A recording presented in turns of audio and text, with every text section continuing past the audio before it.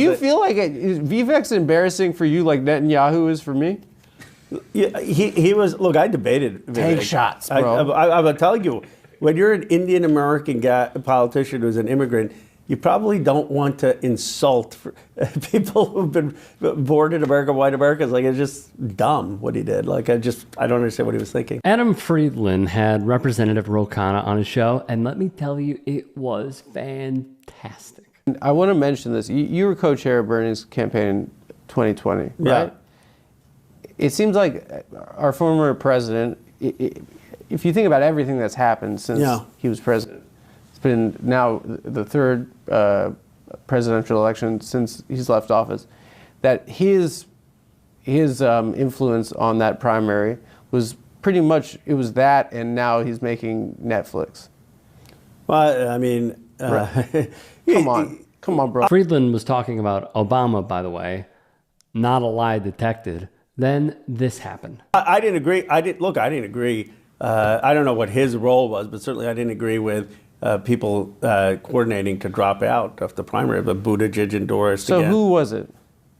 I mean, I don't know if it was Pelosi or who. I don't know who. There were certainly powers that be in the Democratic primary, DNC. You can't take the shot. Well, you're still with the boys. With who? With Bernie? You're still in the world. To but me, you blame him. You don't blame you don't blame like all the other things that happened. The DNC, and they basically cut deals. Biden's team with these other candidates to get them out of the race, and they all dropped. They all endorsed. And how did that feel? Terrible. I mean, it felt like it was taken from us. And there would be more. You're surrounded by some of these people, are the dregs of humanity, right? Yeah. You know, in these marble halls. You see a guy walking down the hall, you're like, oh, that guy's been accused of like potentially sleeping with a minor. Like, how do you like function in like a world of scoundrels? You know what I mean? How do you like? I mean, the nation is a nation. No, come on.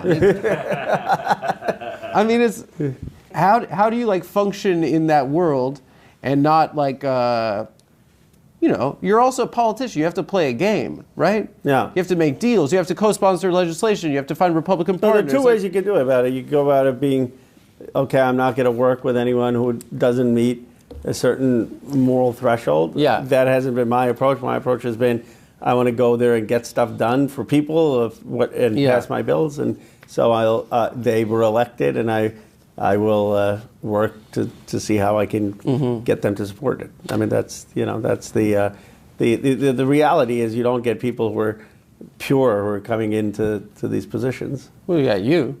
Yeah, I'm not pure. And even more. You're in an interesting position right now. Because that's one way of saying it. Yeah. Because your district is Silicon Valley, right? Yeah. Okay, and there's been a realignment in tech, like to the right. We saw the move to the right. Yeah. A move. I mean, there's still 70% Democrats, but it used to be 95% Democrats. So people feel they're hearing the 25%. The thing that drives me nuts about these people, and you're really not going to agree with me on this because you can't, and you shouldn't agree with me, but these are some of the biggest dildos in American society. I mean, like, how do you define dildo? They're people that understand they're capable of understanding the flaws and inefficiencies and the ills of society. Correct. But they have the ego that says that only I, a genius philosopher king, am the one that's... You love my speech. Make my speech go viral. Everyone needs to listen to my FDR speech. I call it the aristocracy of talent, which this is what they believe. Including commentary on Elon Musk. This freaking Musk, is it just that he posts the lamest memes for Reddit guys, right? And basically pumped a stock price of a company that made 4 cars that explode constantly, and the new one is just... I'm not going to, obviously... He's your best friend. You don't have to talk shit about him. Don't be a dick, so... He called you a dick? Yes. Say what he is. Use my line. Which is? Look at the camera. Dildo? Just say he's a dildo. No, okay.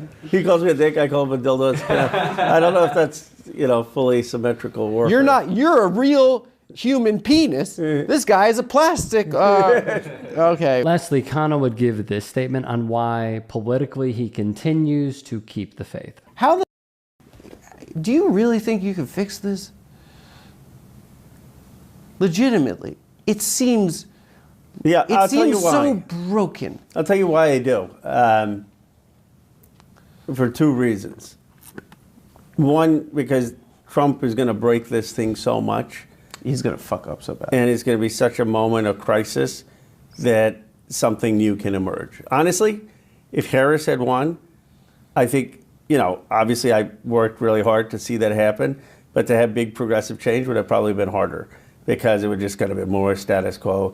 Here, Trump's really breaking everything down, and people are going to be desperate for something new. And that reminded me of a discussion that I had on my podcast, The Rick Strom Show, which you all should go subscribe to immediately, with Professor Richard Wolff. Take a look at this. What is the biggest reason you think someone should be hopeful for the future?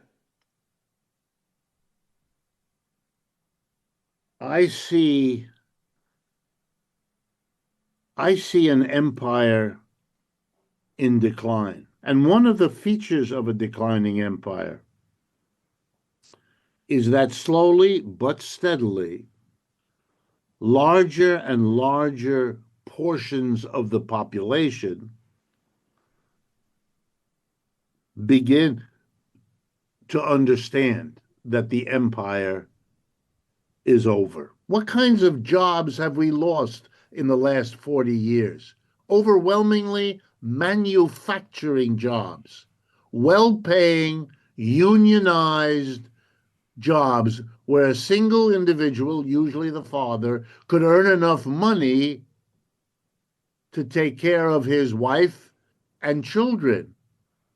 That's not true anymore. The reality is that the standard of living of the mass of Americans is declining.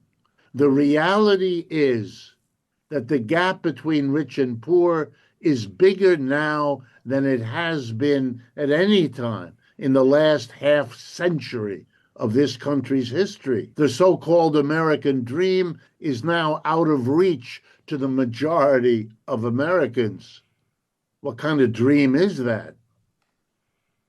And it's frustrating people. And in their frustration, they are vulnerable.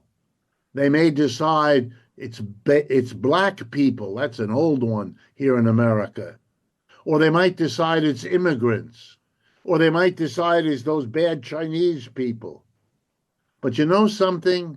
None of that works. It doesn't make any difference. And then they're going to, sooner or later, begin to ask the question, gee, maybe those aren't the problems. And then people like me come and talk to them, and they say in numbers that I find gratifying, gee, maybe you have a point. And my explanations to them will say things like the following.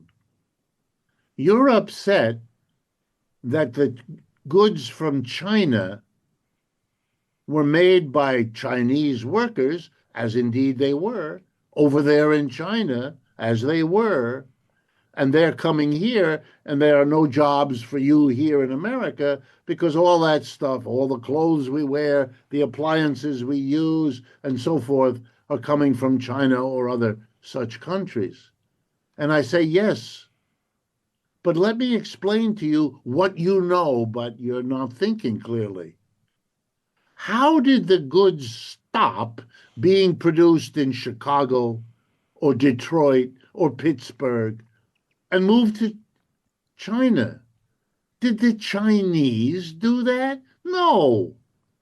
They didn't have the power to do that. Those were American companies hiring American workers to produce all that stuff here in America. Those corporations decided to shut down and move production to China, just like those corporate boards of directors decided to use computers or decided later to substitute robots for living people.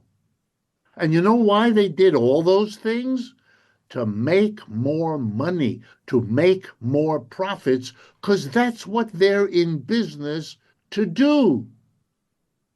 You're not angry at the Chinese who got the job. You're angry at the corporate leader who made the decision to offer that job to the Chinese worker, and you know it. It's a cheap shot to be angry at the Chinese worker because he comes into the story at the end of the process. You know where it starts? You know where the decision is made? With the corporate leaders of America. And you're too frightened or scared or worried to put the finger of blame where it belongs. So you put it instead on the poorest immigrants from Central America who have barely got the shirt on their back. What are you doing? Their decisions didn't move your job. We have 330 million Americans. We have 10 to 11 undocumented immigrants. There is no way on God's green earth that 10 to 11 of the poorest people on this planet, those immigrants, could cause 330 million Americans, one of the richest countries in the world, to stumble as badly as it has. So kind of wake up, Jack. Your concern is with a system that makes it profitable and therefore rational, reasonable to move production out of the United States and into other parts of the world, and not worry that the extra profits they make from doing that means a lifetime for you and your family that becomes more difficult each day. When I finish with such explanations, I can see in their eyes, no matter what they say to me, that they have now a new and different way of understanding what's happening to them. And that gives me a lot of hope. If you can and are willing, please become a paid member here at TYT Sports. And or go to tyt.com/join. In addition, you can follow me on Twitter, Instagram, and TikTok. Appreciate it. Have a great day.